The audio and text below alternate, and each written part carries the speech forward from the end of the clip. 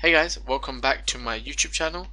So today's video is going to be about broker selection. So I've had a couple of questions in my comment section below asking about how to pick the right broker, what broker should you be choosing, how do you even determine whether a broker is, a real one or a fake one, to be honest. Because now, because of social media and especially Instagram, there are a lot of people just advertising about, join up with this broker, we'll give you these signals and so on, and most of the time their brokers are completely shady and scams. They literally, you top up money in them and they declare bankruptcy and they take your money and just sort of run away. So especially for retail investors starting out, if you're obviously looking for a broker, you're definitely probably looking for it because you haven't been in the industry that well either. So you should always start with one of the big brokers. Whether they charge a little bit more in commission, it doesn't matter, because you'll be safe and you can understand and play around, and then as time goes on you'll obviously be learning a lot more, so you will end up knowing which broker is better in terms of cost but also reputable and good. So the first one being is Hargreaves Lansdown in the UK. Obviously this is one of the largest, if not the largest UK retail brokerage accounts, where it's obviously long only. You cannot short with them because they're not CFD platforms, they're just cash equities, and you obviously can get OTC products too, so bonds and stuff like that, but obviously they would have to be dealt with over the phone.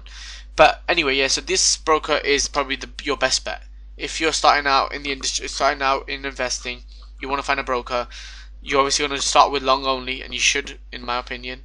Then Hargreaves Lansdown is a perfect fit because they are FCA. Okay, yeah. So what I want to say is what you need to look for. Sorry, to decide.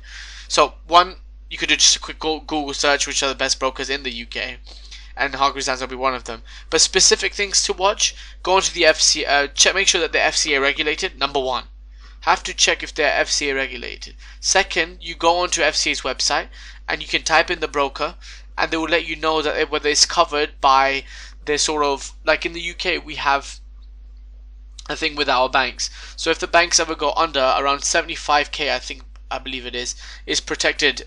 So if you've got anything 75k or under with your UK bank and it does go bankrupt, the government will actually reimburse you and give you all your money back.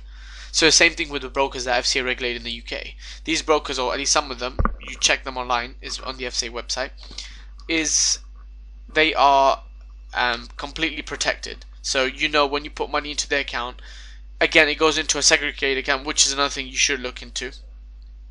That the money basically that you put in, it doesn't go into the account where they could use that as collateral to get more money. So these are complete segregated accounts that are literally just for the client's money. So you don't want a broker to be doing that either, because some brokers that are a bit shady, they get your money, they put it in the account that they have, the business owns, then they use that as a way of getting collateral and raising more money and getting more loans. But that's not their capital, right? They can be getting interest on it, is different to using that as marginal collateral.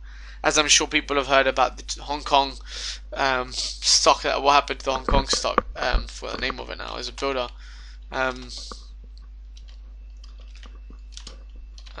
Let's see quickly. It's a good read actually on this one. Jiayuan, or however you pronounce it, Jiayuan. Check this out, actually it's a really good article. But yeah, so read up on that, because that actually explains what this investor or the founder of the company and the CEO, he basically used the company's options that he had, so stock that he had in equity in the company, used that as collateral to get loans. So use that as basically margin, and obviously if he couldn't pay back any problem or any defaults or whatever it may be, they'll just use that and get their money out. And so they sold off and the stock collapsed by about 80-90%, I think it was. So you don't want brokers to obviously be doing that, because you don't want the brokerage to collapse, because one, they'll go bankrupt, and if you hold shares in their stock, that would also go bad, just like Hargreaves Lansdown. So Hargreaves Lansdown is a really good bet for long only. If you're looking for CFDs and stuff like that, one of my personal favorites would be IG Group. This is for the CFD providers. So they allow you to obviously long and short, because you're getting contract for differences, which are basically derivatives. So what happens with contract for differences is they let you get exposure to the price at which the underlying is currently trading at, and if it goes up or down, they just basically take the difference away from you or give it to you, depending if you made money or not, and that's how it works. So you get a leverage position from it. But yeah, again, these lot are also FCA regulated, which is perfect, and obviously they also keep accounting segregated. So you can just check that easily on their website. You can just go on any website, and you could even it says at the bottom. It should say at the bottom of the pages usually. So I'll quickly show you. Where does it say? Just write, I guess, online would be easier. FCA regulated. So yeah, they come on the FCA register anyway, so you can check them out. And you can see that they obviously are FCA regulated. And make sure you obviously double check, and that's their financial reimbursement sort of, that they are telling you that you could claim up to 75k. So yeah, so those are the things to look for when you are selecting a broker, because trust me, a lot of people pick the wrong ones, and it's just crazy, because wrong ones, I mean the scam ones, not necessarily ones that charge you a bit more. It doesn't matter at the start, to be honest. If they charge you £1 extra for a trade, it doesn't matter. As long as you stick to a large reputable one at the start, just to make sure you don't get scammed, that is your best bet. So I hope this video was useful. Please subscribe, like, and comment, and let me know what you want to see next on this channel. Bye.